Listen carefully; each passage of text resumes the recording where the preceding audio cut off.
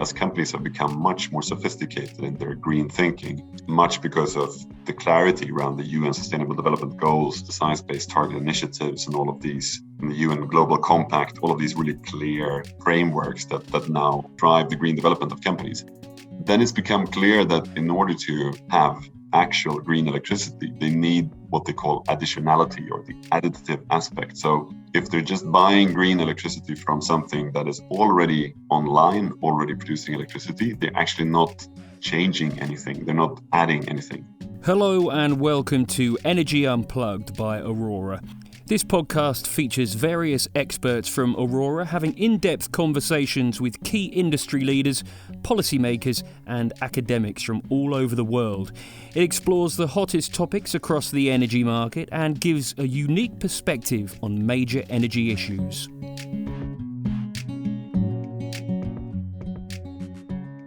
Welcome to Energy Unplugged, a podcast by Aurora Energy Research. My name is Alexander Esser and I've been with Aurora for 5 years and lead our expansion into the Nordics. Today, I'm extremely excited about speaking with our guest, who is founder and CEO of Sweden's hottest solar scale-up, Alight Energy, which not only develops solar parks, but also offers PPAs and solar as a service. My guest on the show is Harald Överholm from Alight Energy. Welcome, Harald. Yeah, thank you, Alexander. Really pleased to be on the show. Yeah, nice to have you. Just as a mean of introduction for our audience, let me briefly summarize your academic and professional background. So you founded Alight Energy in 2013, back then still under the name Eneo.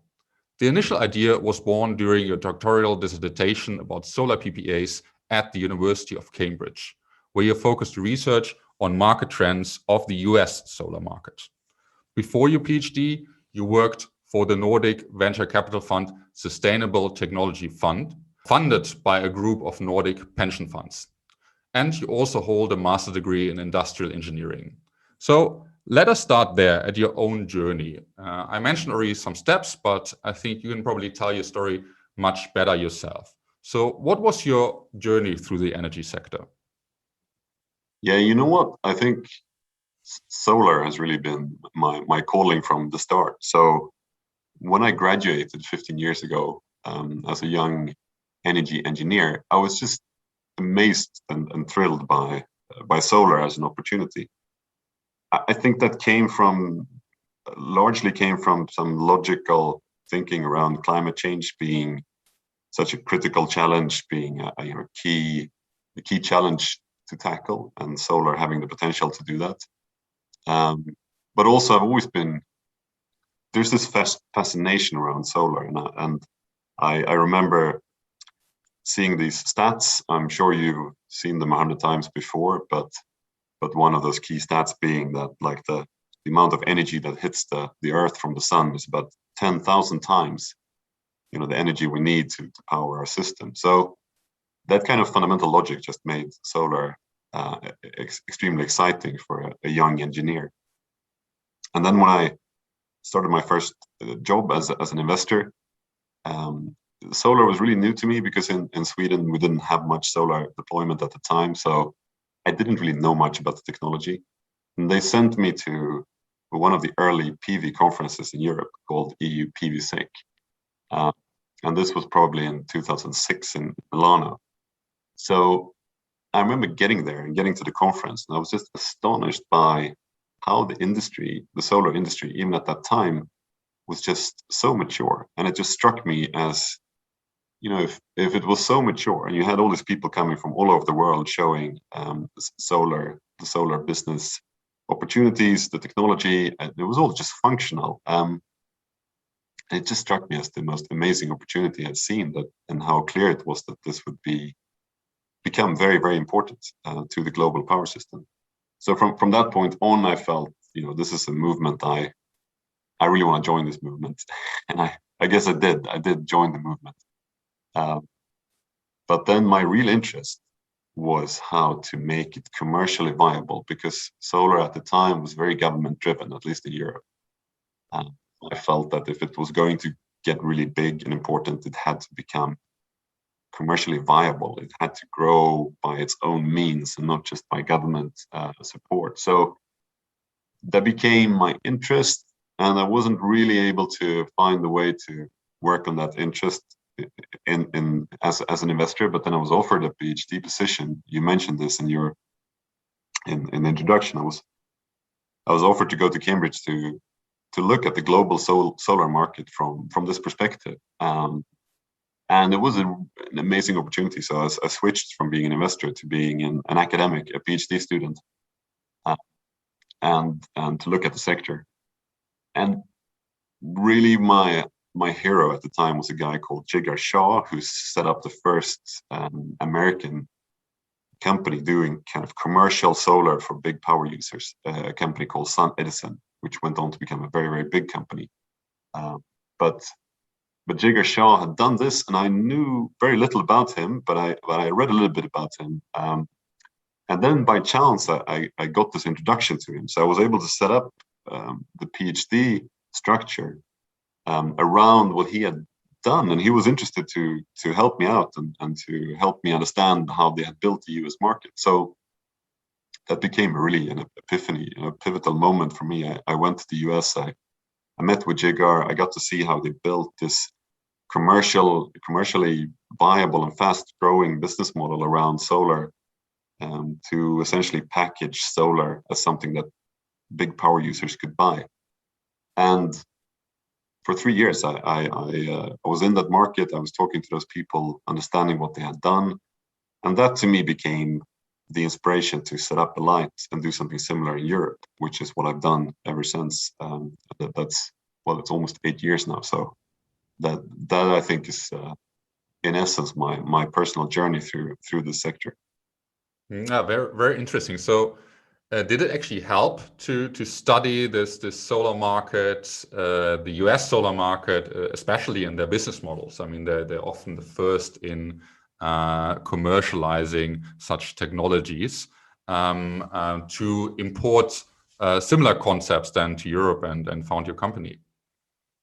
Yeah, very much so. I mean, it's amazing, I think, in so many sectors how you see something in California and then the rest of the world will adopt it over, the next decade or so. And it's just the same thing here. So you had this really forward-leaning thinking around solar in California, even in 2005, and they were really figuring out how to package solar as a simple service to power users, and they were putting all kinds of resources into it. I mean, smart financial thinking, smart business building, ideas of how to quickly scale companies, etc. And now we're seeing this across the globe. So it's just spread from California to the rest of the US and then onwards to both Asia and Europe. And over the last 3 to 4 years, I mean, we've seen these exact ideas and models coming to Europe and making a huge impact on the European market. And I guess it's no different from many software sectors or internet sectors where you see exactly the same thing, that for some reason there's this pool of really strong thinking in California that becomes an inspiration, in particular in solar. I mean, obviously Silicon Valley is Silicon Valley. I mean, silicon is what we put into solar as well. So there is this strong old connection to California as a start for things, I think, in solar as well. And yeah, that's exactly what you've seen in terms of commercial packaged solar as a service business models. Yeah, and I mean, it's probably natural that the first solar companies were based in California or in the sunny areas of the world. But now you're based in Sweden, in the Nordics, which is on the first glance a market or renewables market traditionally reserved for hydropower and wind. And you wouldn't expect solar to be such an important topic in the Nordics. But recently, there's been really a boom in the last 2 years. So what drove this trend? Why is solar becoming big in the Nordics too? It's all about cost, right? So, and cost translates to savings for clients. So that's what it's all about. When commercial power users know that they can save money on something, then it becomes a bit of a no-brainer. It becomes something that's a simple decision for them, and it's the right decision. So what happened with solar was, obviously, we all know how the cost curve have coming down from the start, and they keep doing so. We still have almost a 10% reduction in LCOE on a global level every year, and that's been true, of course, in the Nordics as well. So solar hit the point where we could start generate significant savings to commercial power users, and that point probably happened around 3 to 4 years ago for the best cases, and then now it's accelerating. So then you have a market. Then of course it helps that the focus on sustainability is stronger than ever from companies, from large power users or companies. They're committed to the UN Sustainable Development Goals. They signed on science-based targets, etc. Of course, that helps. It helps to get attention. It helps to get some positive energy around it. But really, you don't get anywhere unless you can create savings for customers.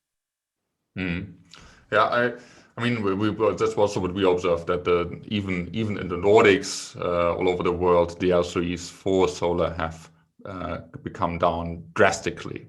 But now putting ourselves into the view of you call it commercial power user, so a company that wants to green its power consumption to reach its internal ESG targets or something else. So why going for a solar PPA in Sweden instead of a wind PPA? Isn't a wind PPA cheaper in this way? Yeah, good question. So first of all, I feel that as the market has matured, customers are increasingly using consultants, and they're focusing on one number, which is the net present value of savings over time. So it's not exactly the cost of the power, it's really the actual saving when you add it up over time and you do some net present value calculations. So we've been in a lot of RFPs where we've presented a solar project and it's been compared to a wind project or to other solar projects on this single number alone. So what is the net present value of savings for the client per kilowatt hour? And that's where we often win. And that's the interesting thing, because even if we might be slightly more expensive per kilowatt hour than wind, you do get the specifics here that really matters. The first specific being that we're typically in SE4, which is the most southern pricing zone in Sweden. So it's a different price level compared to most wind, which is in SE1, SE2. You do get some wind in SE4 too, but mostly the wind is up north in the northern ones, where you have much lower grid cost to compare with. The second specific you get here that influences the net present value calculation of the savings is, of course, the capture rate. So it's what goes on during the intraday power curves and also over the year. I mean, in terms of what months you're actually producing on. And here solar has such a given profile. It's a bell curve over the year, and it's a bell curve over the 24 hours of the day. And that bell curve just happens to match the most costly hours to buy power. So the capture rates are great for solar. And when you add that up, so the pricing zone and the capture rates, the net present value of solar a lot of times ends up being much better than wind, or at least somewhat better than wind. And it helps you win. So I think that's of course the key thing for our clients when they look at it. Then I would say a second thing for some clients that is really important when they pick solar rather than wind is just the size of the PPA and the size of the asset. So with solar, you can do commercially viable projects that are really small sometimes. I mean, we just announced a 10 megawatt project, or it's even a 9 megawatt project, I think 2 days ago. And that, 9 megawatts in SE4, that's 9 gigawatt hours of power to buy per year. That might be a perfect level of power to buy for certain clients. And you don't get that with wind. So wind starts at a really high end of the scale in terms of production. You have to be a pretty significant power user to be able to absorb a wind PPA. So you have those two things. It's the net present value of the savings with the capture rates, and then it's the fact that it can be a bit more modular and made in different sizes to fit the client. Yeah, that's really interesting to hear how solar fits so well into South Sweden and probably also Denmark. So areas that still have a somewhat okay load factor, but also huge demand on the other hand, and that's why a different price level than the northern zones of the Nordics. One thing we often think about is, I mean, currently we see that those PPAs are extremely important for developers as yourself, but also financing banks to de-risk wind and solar developments, as there are not really any large subsidies anymore in Sweden or the other Nordic countries. So do you think looking forward, the availability of off-takers, so companies that sign those PPAs, will become a bottleneck for more installations? It's an obvious question that, of course, it could happen, but no, we haven't seen that at all. I think it's because we're so focused on actual sales. So we know that we have to do the heavy lifting of finding off-takers and selling the opportunity to them, explaining the opportunity and making it simple and easy for them. So you can't, as opposed to the auctions, which when you have an auction somewhere, it just exists. You go and submit yourself to the auction. With power off-takers, it's a different thing. They don't just exist by default. You have to somewhat create them, or you have to help them see the opportunity. But if you can do that well, which is, I think in our case, that's how we built our company. We built it around a customer-centric idea of selling power. If you do that well, then you always have off-takers, because you always keep building up the best conversations with the most interested off-takers. And for the last 2 years, and I think for the foreseeable future, the bottleneck for us in the grid-connected stuff is only to find more sites and better sites, because we have more than enough of PPA off-takers willing to buy once we have sites coming online. Yeah, you said that they're looking for more of a tailored solution. Then, what are the specific services the customers or the off-takers look for then? I think ultimately it ends up being fairly similar, because the PPA is a fairly standardized contractual model. You can tweak certain things back and forth. I think it's more a question of selling the whole opportunity. Power off-takers a lot of times are not experienced in buying PPAs, so they have a bit of a way to go internally in order to understand what they need. The amount of power they need, what they're willing to pay for it, how to calculate the saving. These fundamental important things that makes it clear to them if it's a good business opportunity or not. And it is typically a good business opportunity, but it just takes them a while to come to the point where they believe that. So I think that's the real bottleneck a lot of times, is to help them get comfortable with something they haven't done before, and which will end up being pretty important to them, because power is important. Like, if for companies, it's for any company, you have a few givens. You have like tax, you have the rent, and you have power. That you need that to operate. So even if power is not maybe the most important part of your OPEX, it's still something that is a complete given. And when you start changing it, you start buying something that will change 30% of your power use. It is an important question. They need help to get comfortable about that.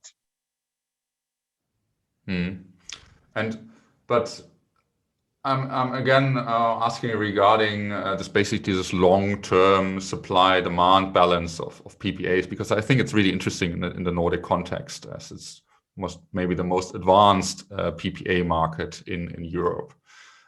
Do you see the risk that smaller corporations lose the appetite for PPAs, also for green tariffs, when the power they can get from the grid is almost emission-free? So, for example, Norway, where you, as of today, if you're connected to the grid, already gets almost entirely green renewable power. So why would you go and sign PPAs as a company?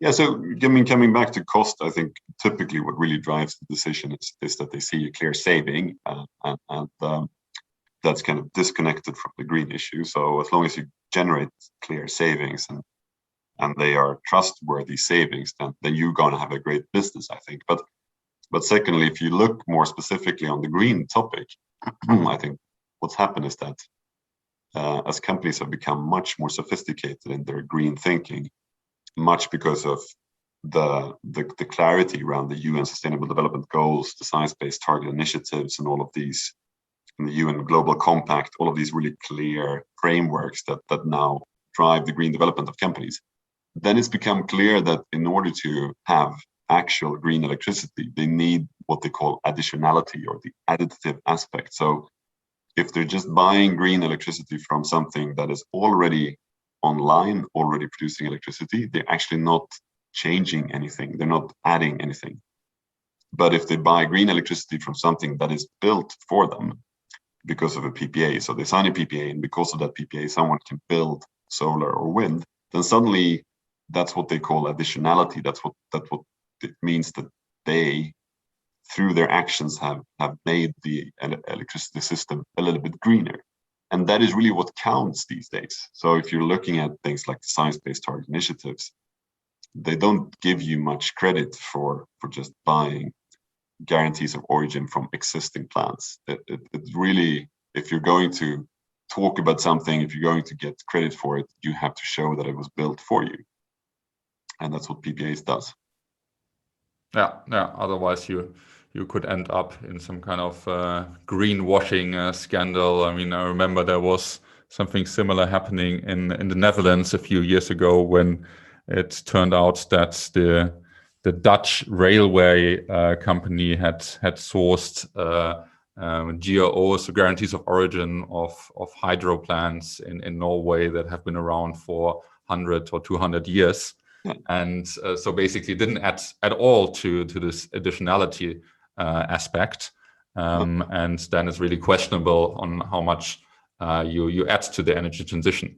And if I can just add something on the mindset of corporates today, I would also say that the green issue and the fact that sustainability is becoming so important is actually largely driven by competitive advantages. So suddenly in any industry niche, if you realize that your key competitors are becoming very sustainable, and it's something they're talking about, and it helps them win clients, and presumably then you're losing clients to them, then suddenly you have to become just as sustainable as they are.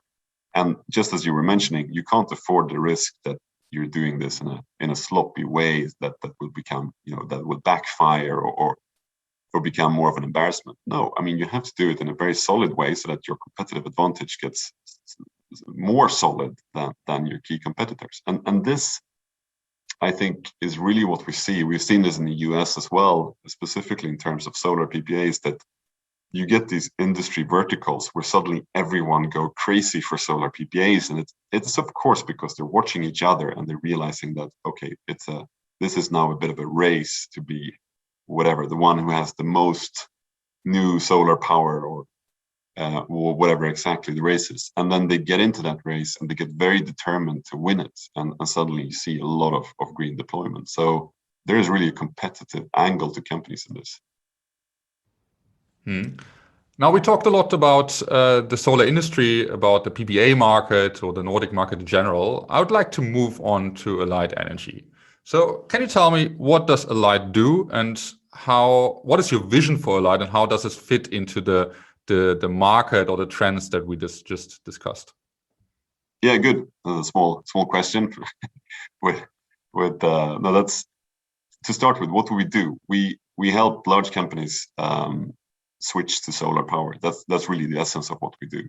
We're all about making it super simple for large companies to make the switch into new solar power.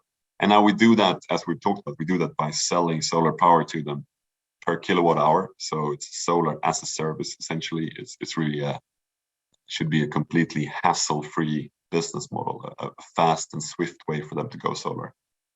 So that's what's called typically power purchase agreements. Sometimes you can do it as a lease or whatever, but it's a contract that they sign. And when they sign the contract to buy the kilowatt hours from solar, then we move on to do all the heavy lifting.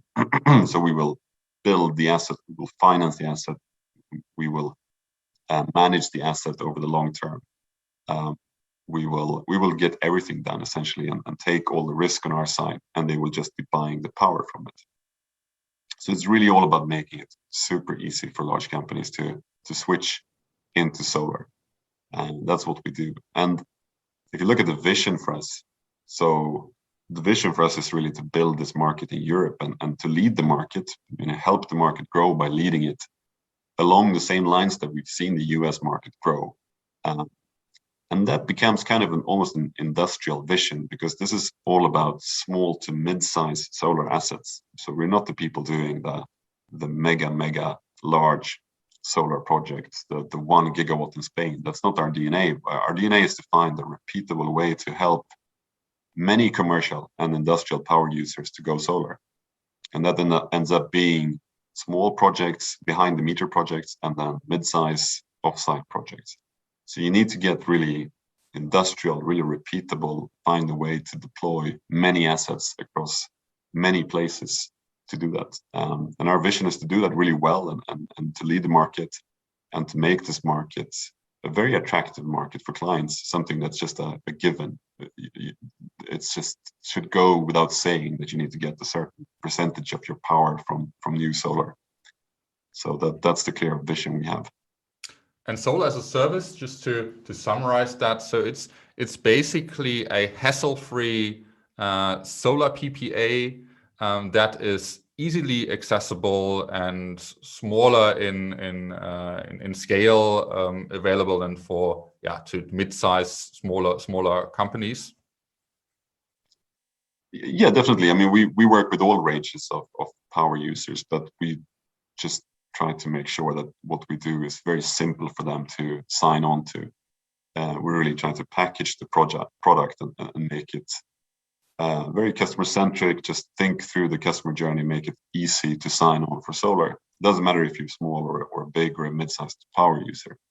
And this sets us apart from a lot of traditional solar developers in Europe, because solar development historically has been mainly about developing the sites. So I mean, the actual locations, the field where you're going to put up the grid connected solar, and then PPAs to the extent that they have needed corporate PPAs. It's been a bit of an afterthought. They might as well have gone for a government auction or for a utility PPA or for any other kind of way to monetize this. So I think it sets us apart from a lot of other people in Europe is that we put the customer first. We built the company around the client-centric idea of doing this for customers. And do you think this is solar as a service concept can actually speed up the development of solar installations, of solar deployment by overcoming the current barriers? Yeah, in some markets, it's just absolutely critical to deployment. So look at Sweden. I mean, we or anyone couldn't have deployed any solar in Sweden unless we had corporate PPAs, because we don't have government auctions for solar, and there was just no other particularly viable way to deploy solar. So unless we had developed our skill set and our ability in creating corporate PPAs, we couldn't have built any of the solar, any of the megawatts that we have built in Sweden this far. So in that kind of market, this skill set is absolutely critical to make solar grow. Then you have other markets where you have government auctions, so something is happening because of them. But the fact that you can add corporate PPAs just adds deployment speed and just provides an even more opportunities to create solar projects. So I think it's absolutely critical. And how is Europe going to get from today to the point 10 years from now when we claim that we're going to have whatever it is, 10% of our power or 20% of our power coming from solar? I mean, what is the plan? And unless the plan is for governments to pay for everything, there needs to be another viable route. And the corporate PPA route is, as far as I can tell, the most important such other route. And given that you are such a pioneer in the solar market in Sweden, are they still regulatory hurdles that you have to overcome with such a concept, with such an offering, and which are this? Not really. It's not the bottleneck. It's not what's holding us back from growth.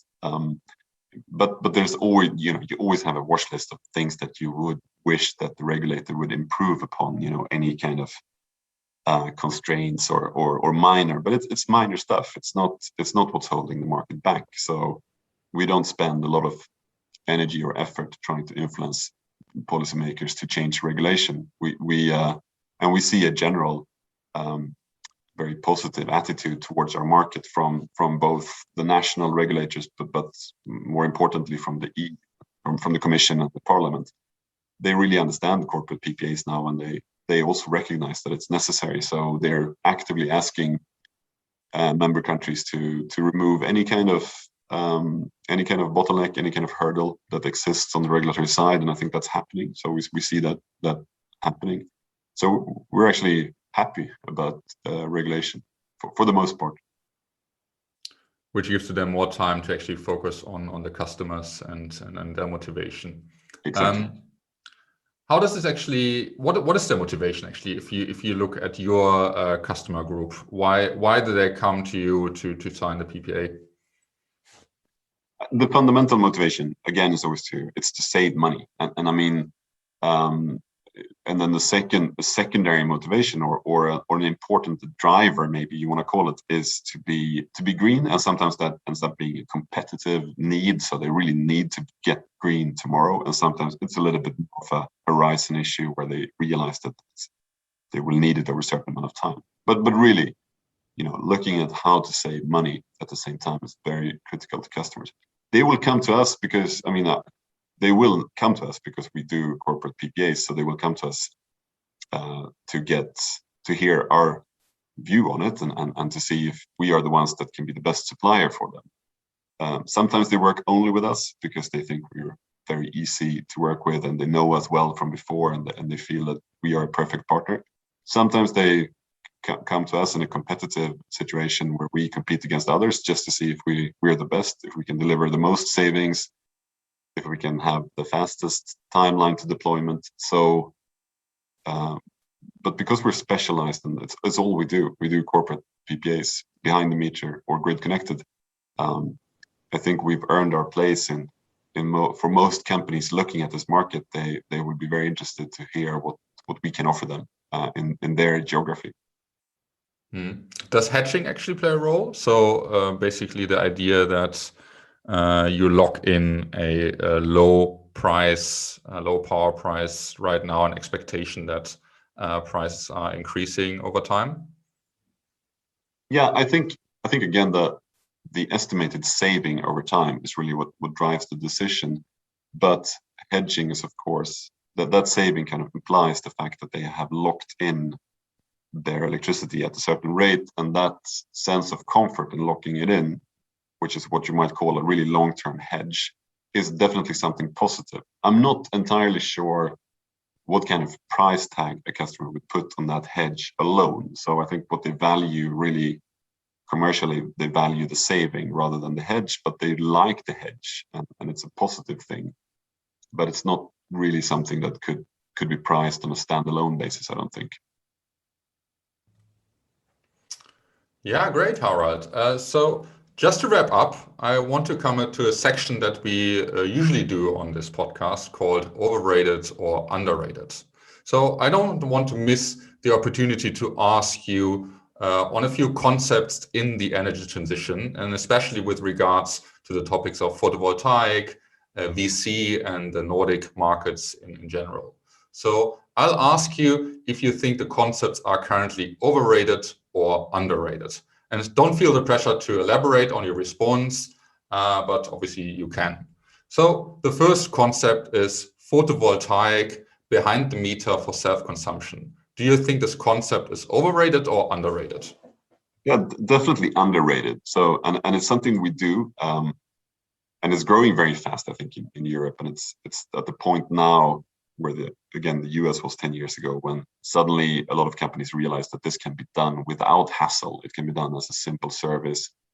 And then it's great. So underrated would be my clear answer. Now a similar concept, photovoltaic behind the meter for self-sufficiency. Is this overrated or underrated?